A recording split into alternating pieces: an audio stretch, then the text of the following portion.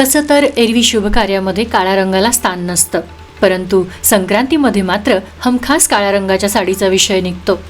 त्यातही काळी पैठणी याबाबत टोकाच्या 2 प्रतिक्रिया पाहायला आणि ऐकायला मिळतात. पहिली प्रतिक्रिया असते, काळी Paithani, oh my God, wow, मला पण घ्यायची आहे. आणि दुसरी प्रतिक्रिया म्हणजे, काळी पैठणी नाही, नको. यापैकी मी अर्थातच पहिल्या प्रकारात मोडते. एकतर साडी हा माझा जिव्हाळ्याचा विषय आणि त्यात पैठणी बाबतीत तर मी महाचोखंदळ, आणि त्यामुळेच काळी पैठणी घ्यायला मला एवढे वर्ष लागले. आणि आता जेव्हा मला माझ्या मनासारखी काळी पैठणी फायनली मिळाली आहे, तिच्या स्टायलिंगचा व्हिडिओ तुमच्यासोबत शेअर करणं मला क्रमप्राप्त वाटलं. तर असा हा संक्रांत स्पेशल काळ्या पैठणीचा स्पेशल व्हिडिओ खास तुमच्यासाठी. चला सुरू करूयात.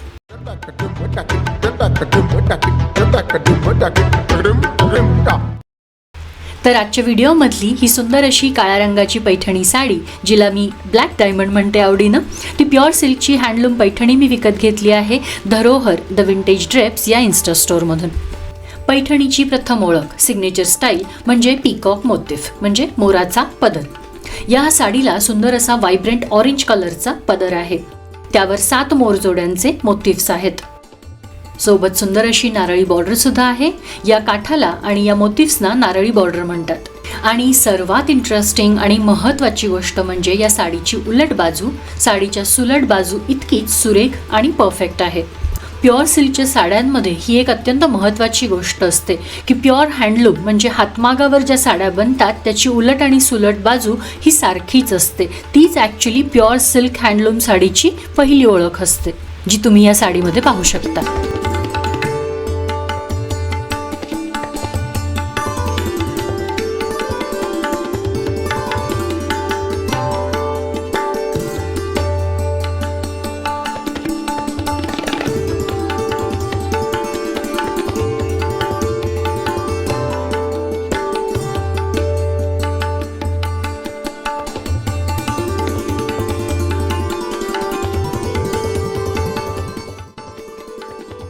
And then comes the color of the day, the color black. या साडीचा रंग जेवढा स्लिक ब्लॅक आहे ना, तेवढीच प्युअर सिल्क साडीची शाईनसुद्धा मनमोहक आहे. त्यावरचे नाजूक असे कोयरी मोटिफ हे ॲब्सोल्युटली क्वीन लाईक लुक देत आहेत साडीला.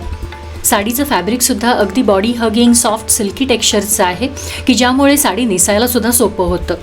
अगदी कुणालाही स्वप्नातसुद्धा हॉन्ट करेल एवढी सुंदर साडी आहे ही. आणि आता यानंतर पाहूयात की या सुंदर काळ्या पैठणीचं स्टायलिंग मी कसं केलं ते. ही साडी आजच्या व्हिडिओमध्ये आपण 2 पद्धतीने स्टाईल करून पाहणार आहोत. पहिली म्हणजे जेनझीजसाठी, ज्या मुली तरुण आहेत आणि मॉडर्न पद्धतीने साडी स्टाईल करायला त्यांना आवडतं त्यांच्यासाठी सुद्धा पाहूयात. आणि जर तुम्ही माझ्यासारख्या मिड एज असाल तर तुमच्यासाठी सुद्धा ट्रेडिशनल पद्धतीने साडी स्टाईल करून दाखवणार आहे मी. तर पहिल्यांदा सुरू करूयात जेनझीजसाठी. जेनझीजसाठी मी ही ब्लॅक पैठणी साडी स्टाईल केली आहे या वेस्टर्न स्टाईल कॉर्सेटसोबत. कॉर्सेट म्हणजे वेस्टर्न स्टाईलचं स्ट्रक्चर्ड गारमेंट. हे कॉर्सेट्स खूप पॉप्युलर होते 17व्या-18व्या शतकामध्ये वेस्टर्न कल्चरमध्ये, आणि मुळात हे अंडरगार्मेंट्स म्हणून वापरले जायचे वेस्टलाईन बारीक दिसावी यासाठी. पुढे फॅशनमध्ये झालेल्या रिव्हॉल्युशन्स नंतर त्यांना ॲक्च्युअल गारमेंट्स म्हणून वापरलं जाऊ लागलं आणि त्यांना आजचं रूप मिळालं. आजकाल बऱ्याचशा ट्रेडिशनल इंडियन प्रिंट्स असलेल्या फॅब्रिक्सचे वेस्टर्न स्टाईलचे रेडी टू वेअर कॉर्सेट मिळतात. त्यातलंच हे पैठणीचं सिग्नेचर मोटिफ असलेलं कॉर्सेट. अगदी वेल मेड आणि स्ट्रक्चर्ड कॉर्सेट टॉप आहे हा, with a minimal stretch. It does not come with the self padding, but it is layered enough or cushiony enough to wear it as it is. शिवाय मागच्या बाजूने याला असे adjustable tie-ups आहेत की ज्यामुळे ते 1-2 साईज वर खाली असणाऱ्यांसाठी सुद्धा वापरलं जाऊ शकतं. प्रिंट्स आणि पॅटर्न्स खूप पॉवरफुल स्टायलिंग टूल्स आहेत आणि त्यामुळेच ते लक्ष वेधून घेतात. पैठणीचं मुख्य आकर्षण म्हणजे तिचा भरजरी पदर, जो की साडी नेसल्यानंतर मागच्या बाजूने जातो आणि त्याची हायलाईट जी असते ती थोडीशी कमी होते. परंतु या लुकमध्ये आपण ही पैठणी साडी एका पैठणीच्या कॉर्सेटसोबत किंवा ब्लाऊजसोबत स्टाईल करतो आहोत, तर त्यामुळे अपेक्षित हे आहे की किमान ब्लाऊजवरचे पैठणी मोटिफ हायलाईट व्हावेत. आणि त्यासाठीच मी असा काउल स्टाईल पदर घेणं या लुकमध्ये चूज केलं, ज्यामुळे कॉर्सेट छान हायलाईट होतोय, but at the same time हे वावगं पण नाही दिसत आहे. माझ्या मते अगदी मॉडेस्ट लुक तयार झालाय हा आपला इथे. हा कॉर्सेट एक खूप वर्सटाईल पीस आहे. मी आधी पण वेस्टर्न कपड्यांसोबत फॉर्मली कॅज्युअली दोन्ही प्रकारे स्टाईल करून पाहिलाय. कॉर्सेट्स हा मुळात एक वेस्टर्न कपड्यांचा प्रकार असल्यामुळे तो अर्थातच वेस्टर्न कपड्यांसोबत सुद्धा पेअर केला जाऊ शकतो आणि त्यावरच्या पैठणीच्या मोटिव्समुळे त्याला जो एक इंडियन टच आला आहे त्यामुळे तो इंडियन कपड्यांसोबत सुद्धा शोभून दिसतो. मी जेव्हा पण हा कॉर्सेट घातलाय मला अनोळखी लोकांकडनं सुद्धा खूपदा कॉम्प्लिमेंट्स मिळाल्यात आणि त्यामुळेच या कॉर्सेटची आता एंट्री झाली आहे माझ्या ऑल टाईम फेवरेट पीसेसमध्ये सुद्धा. आणि नेक्स्ट आता या पैठणी कॉर्सेट आणि पैठणी साडीचं स्टायलिंग पाहूयात. इन अ वे हा एक फ्युजन लुक आहे, म्हणजे वेस्टर्न स्टाईलचं कॉर्सेट आणि इंडियन स्टाईलची साडी हे दोन्ही पीसेस एकत्र करून हा लुक तयार झालाय. त्यामुळे मला ज्वेलरीमध्ये सुद्धा असा काहीतरी एक्सपेरिमेंट करावासा वाटला आणि तोच या लुकमध्ये मी पुढे तुम्हाला दाखवणार आहे. पैठणी लुक म्हटलं की ओघाने येते ती म्हणजे मराठी स्टाईलची स्टेटमेंट नथ.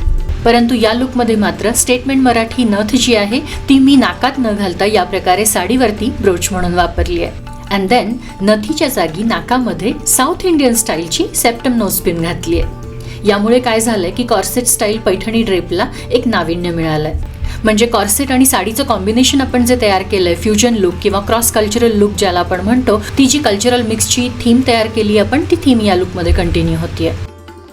कानात आणि नाकात यासाठी मी या प्रकारचे असे ठळक प्रॅक्टिकल दागिने घातलेत की ज्यामुळे मला गळ्यात काही घालायची गरज उरणार नाही आणि कॉर्सेटचा जो नेक पॅटर्न आहे तो नेक पॅटर्न हायलाईट होईल.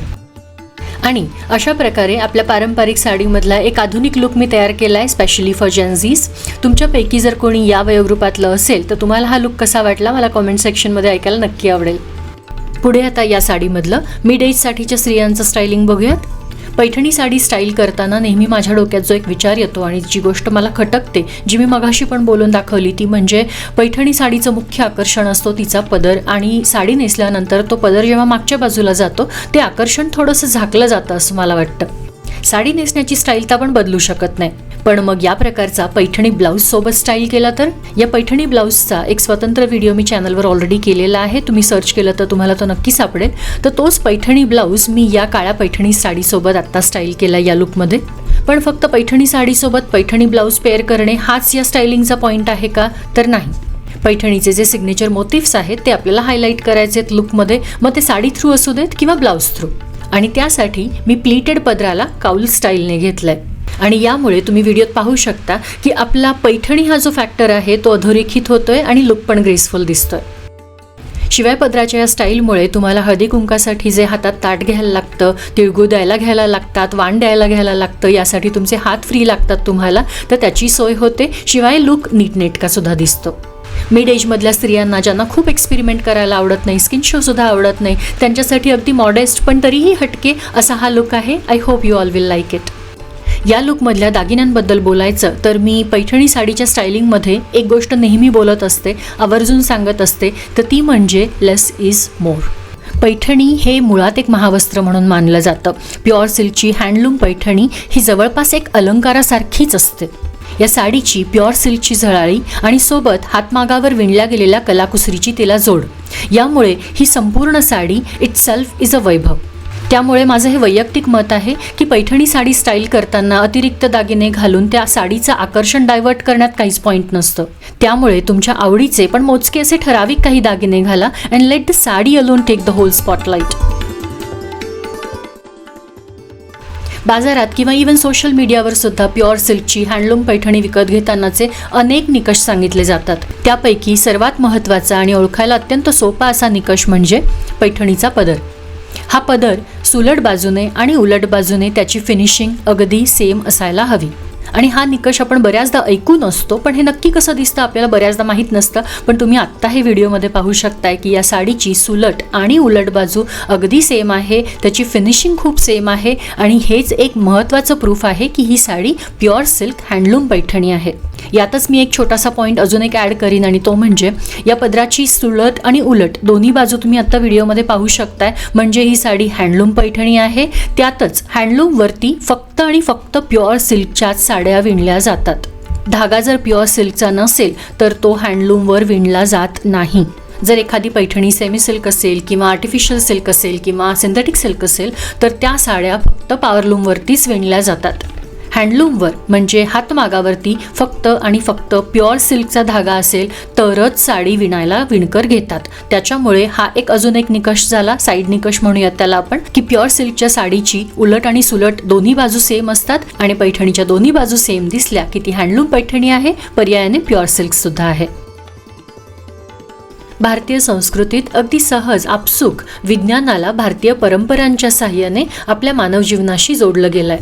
एरवी कुठलाही सण समारंभ किंवा शुभ कार्यामध्ये काळ्या रंगाला स्थान नसतं, परंतु कडाक्याच्या थंडीमध्ये येणाऱ्या संक्रांतीला मात्र आवर्जून हा काळा रंग घातला जातो. कारण त्यामागचं वैज्ञानिक कारण म्हणजे काळा रंग सूर्यप्रकाशाला आकर्षित करतो आणि उष्णता शोषून घेतो. आपल्या प्रत्येक सणामागे काहीतरी विज्ञान आहे. त्याला शेतीशी आणि निसर्गाशी जोडून त्याला मानवी आयुष्यामध्ये इनकॉर्पोरेट करण्याचा आपल्या पूर्वजांनी प्रयत्न केलाय.